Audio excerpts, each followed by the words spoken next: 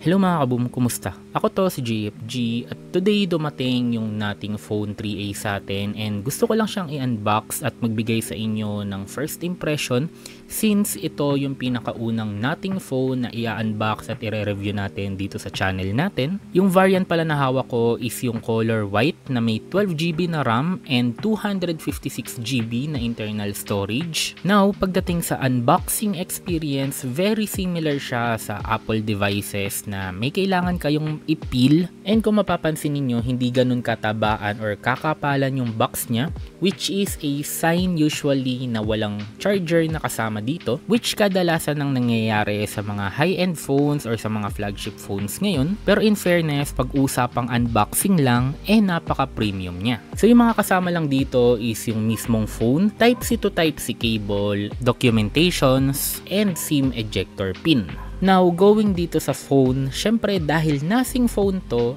transparent yung ating likod.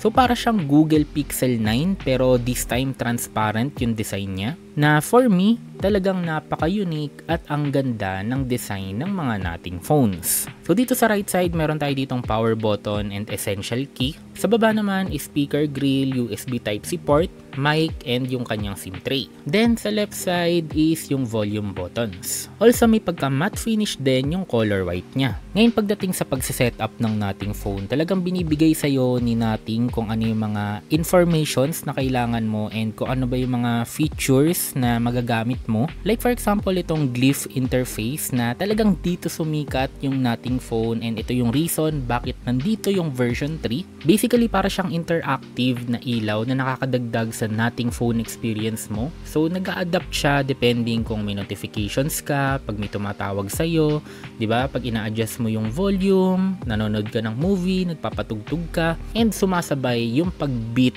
or yung pag-ilaw niya. May extra button din siya na ang tawag is essential key na pag pinindot nyo once is magi-screenshot siya and pag hinold nyo naman is magre-record siya ng audio. Currently naka Nothing OS 3 na siya pero nung nakonect ko siya sa Wi-Fi is may update agad siya to Nothing OS 3.1 na so far may mga magagandang changes. So by default sa setup is nakalagay sa Android yung ating theme pero syempre ang gagamitin natin is yung Nothing theme. And after the setup, talagang wow, talagang grabe, napaka-minimalistic, ang simple, ang clean ng design, and ang talagang napagrabe ako, wala kang makikitang bloatwares dito. May mga 2 to 3 nating apps, pero the rest, talagang stock Android.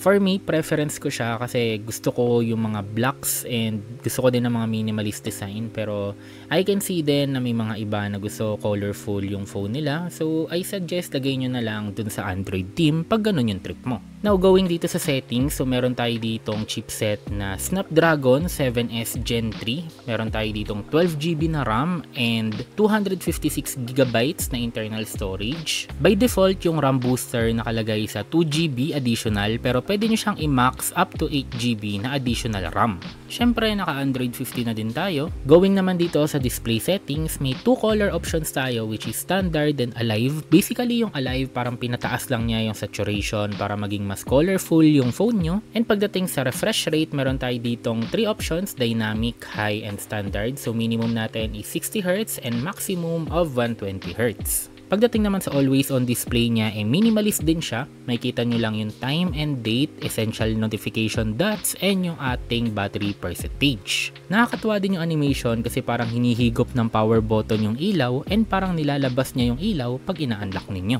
Nakita ko lang din dito sa experimental features na magkakaroon siya ng AirPods support. So meaning makikita nyo na yung battery info ng AirPods pag meron kayo, pag kinonect nyo siya dito sa nating phone. And itong dot matrix title na parang feeling ko mas okay kung by default is naka-turn on na siya. So makikita nyo yung ibang titles natin dito is nagiging parang dots. So ayun nga, dot matrix title. Meron din ditong option na flip to glyph. Ibig sabihin, ang mangyayari dito pag tinurn on nyo is automatic pag tinalikod nyo yung phone and pinatong nyo siya sa table or sa desk ninyo, automatic na magsa-silent mode yung phone nyo. And para lang malaman mo kung may notification ka or kung may tumatawag sa'yo, iilaw na lang siya. Meron din siyang game mode na hindi ganun kadami maibibigay sa'yo but still at least meron.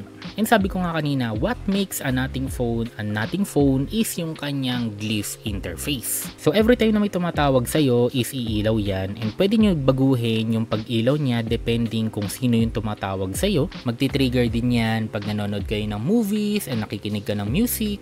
Ngayon ito gimmick lang pero nakakatuwa, and I think yung ibang tao ma-appreciate niya yung glyph timer. So nangyayari dito, yung ilaw niya is unti-unting bumababa hanggang tumunog yung timer. So nakakatuwa lang kasi para siyang sunglass, nakikita nyo, unti-unting nagde-drain yung ilaw hanggang tumunog yung timer. Pwede rin gamitin yung glyph interface as a volume indicator, like for example dito, pag nilo-lower down ko yung volume, bumababa yung ilaw, and pag tinataas ko naman yung volume, aakyat yung ilaw. So ito muna yung ating magiging unboxing and first impression para dito sa Nothing Phone 3A. So hindi pa ako nag-download ng any applications, hindi ko pa chinek yung ating benchmark, hindi ko pa nakita or nalaman yung ating performance. So gagawa tayo next na magiging full review para dito sa Nothing Phone 3A. So don't forget to like, comment, and subscribe. Ingat kayo palagi at maraming salamat.